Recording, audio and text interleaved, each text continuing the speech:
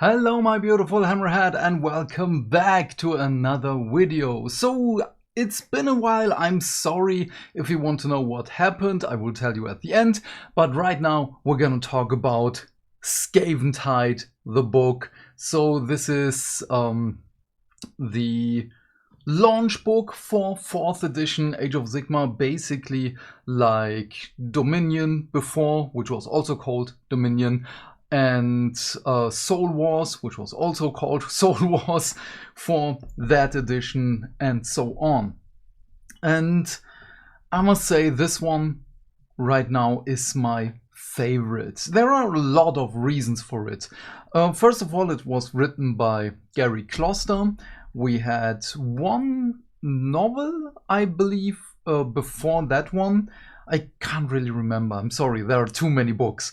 And I was really excited for this one, because not only because it's Skaven, because the Ruination Chamber.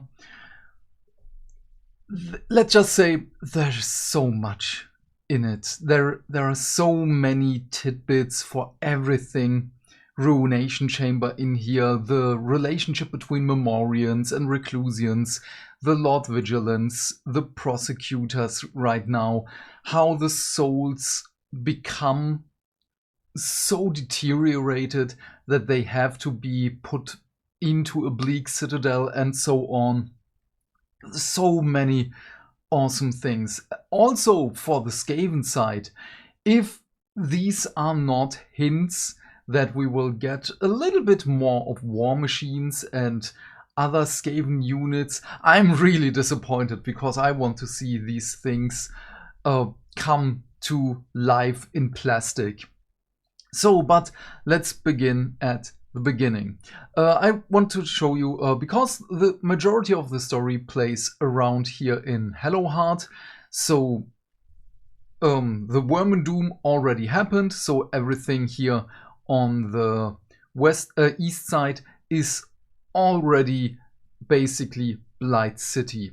Hellcrown is the thing, as of recording right now, is the campaign that we have. And so yeah, here in Hammerhall, they don't know what happened. They just see a big wave of smoke and ash coming in their direction. Hammerhall Aksha hasn't sent any help, because even in Hallowheart, of course, the Skaven are there, because the Skaven are now everywhere in every realm. And they're like, hey, guys, we need help. We are a little bit overwhelmed here with the Skaven, and no help is coming. And this is the whole premise of the story, that they don't have anything, basically. And so let's go to the characters. So first of all, we have, of course, our Stormcast Eternals. One of the beautiful things is the Night Questor, that model in the Skaventide box, that is not really fitting into the box, because it's not one of the Ruination Chamber. It looks a lot different than the other models, and yeah, in this here it is really, really well explained, because the Night Questor is named Ammon. He also had his quests, because he killed Skaven and so on. And then one of the best things is always when the Stormcasters are talking to Sigmar, or are receiving their next missions, or rather small talk with Sigmar. And a raven flies by, and he's like, oh, I know that raven. Okay, talk to me, Sigmar, basically. And then he gets the quest of, here, this is Lord Ordinator, blah, blah, blah. Bring him back home. That's the quest. And he's like, okay, I will do this.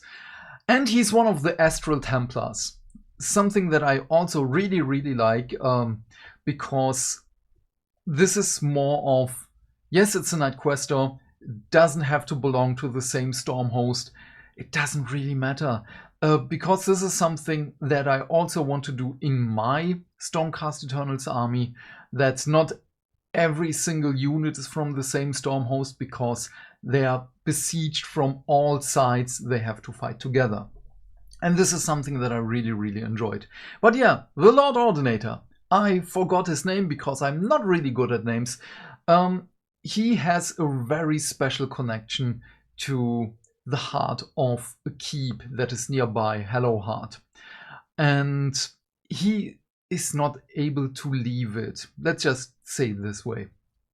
And this is beautiful because the Lord Ordinator is basically the pivoting role in the story, because he gets abducted by the Skaven, gets tortured by a Grey Seer, which is terrifying.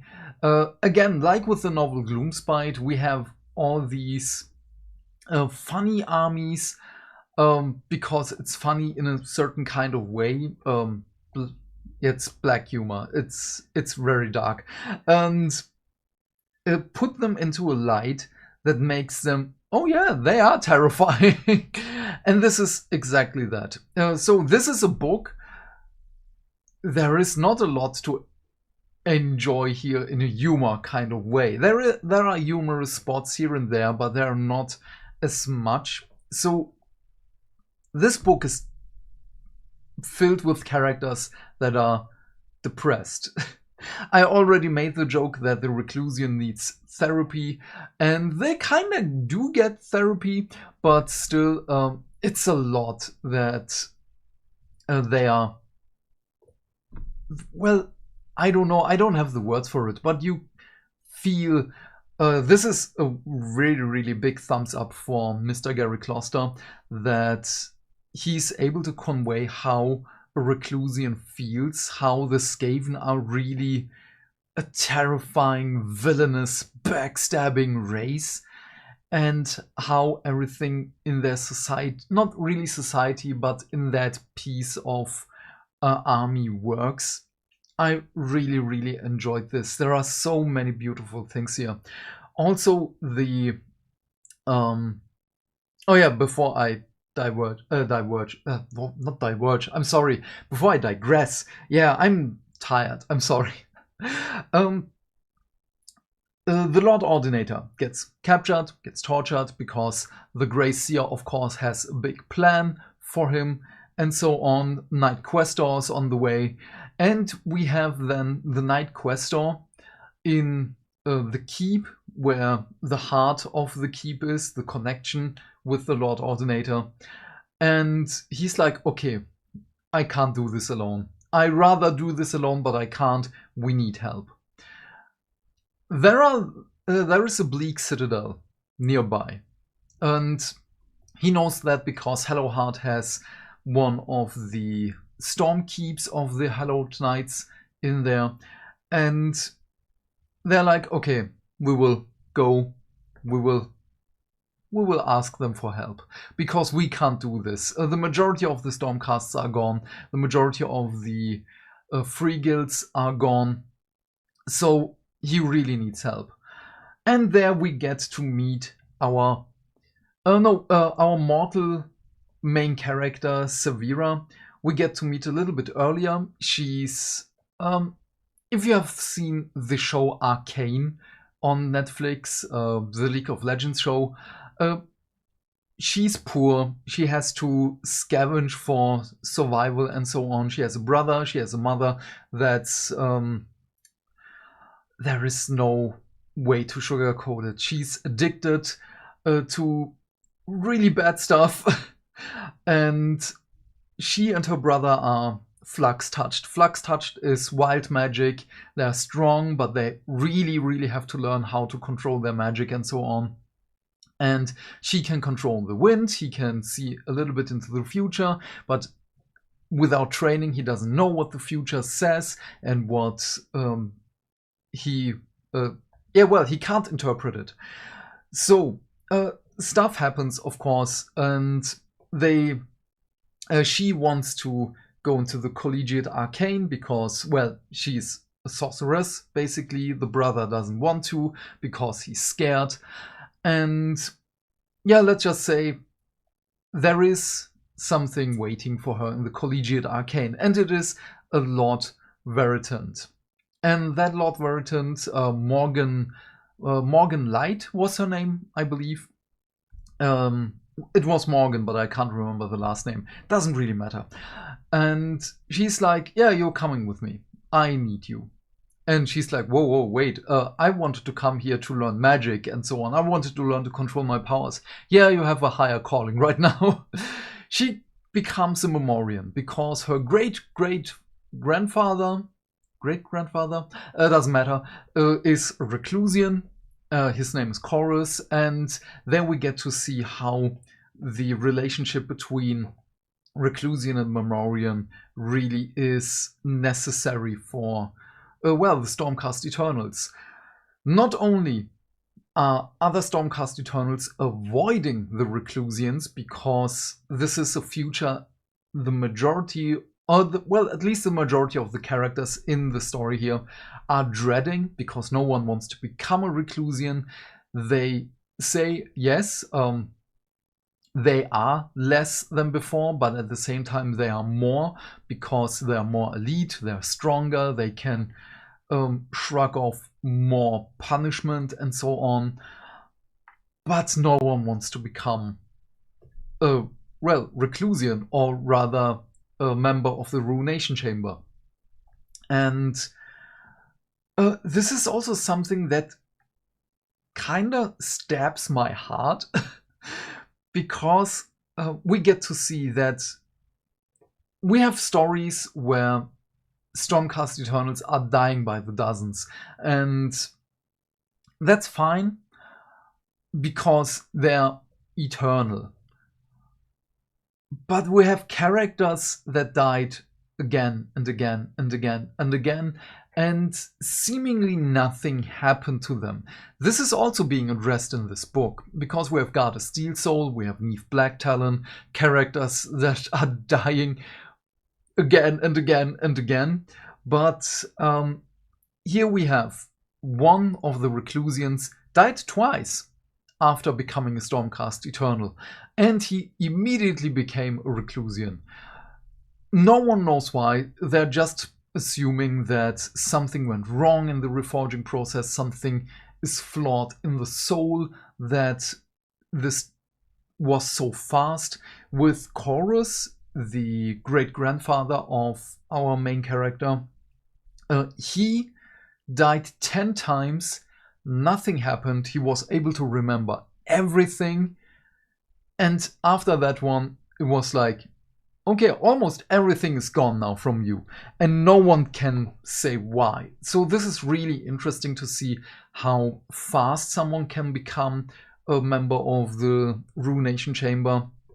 And here, the reluctant heroine is coming in as Severa, and because she doesn't want that, she doesn't want to see her great-grandfather, because while he was out there fighting for the realms, she and her family were suffering because they were poor. Again, they had to scavenge, and he was out having the literally the time of his life, basically, because he is immortal and so on.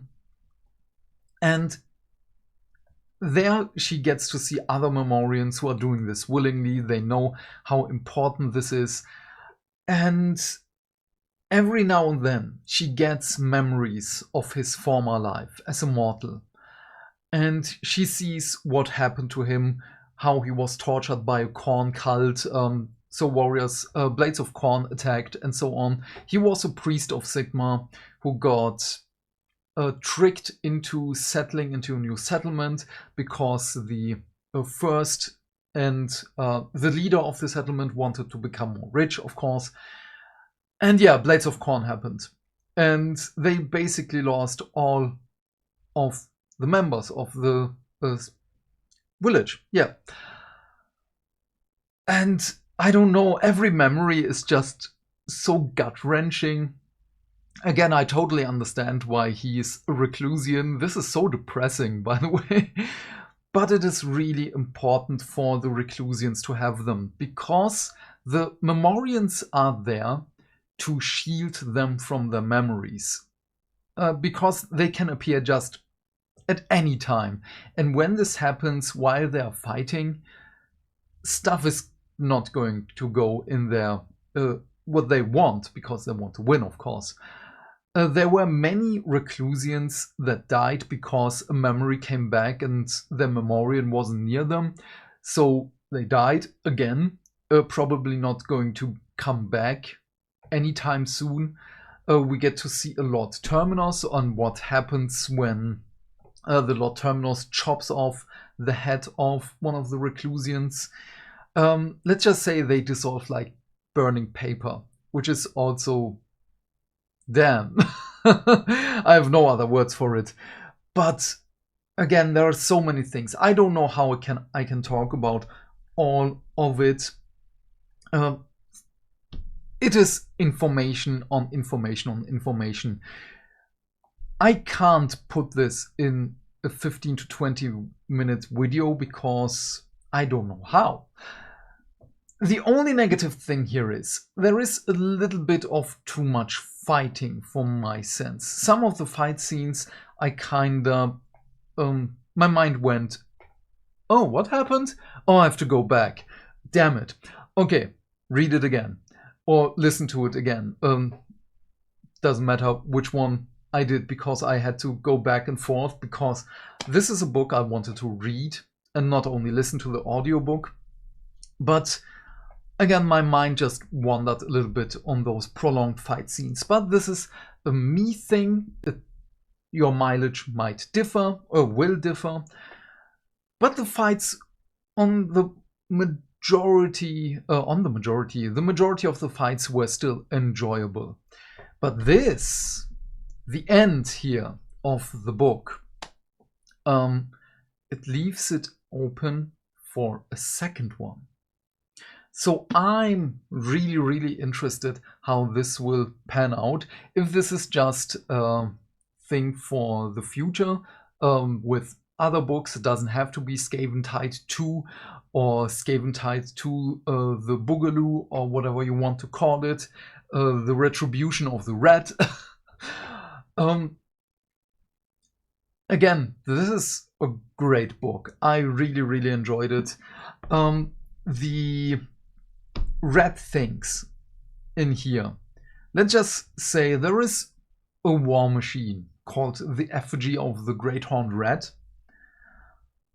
It's terrifying. I don't want to tell you what it kind of looks like, because first of all, I don't know how to put it in words.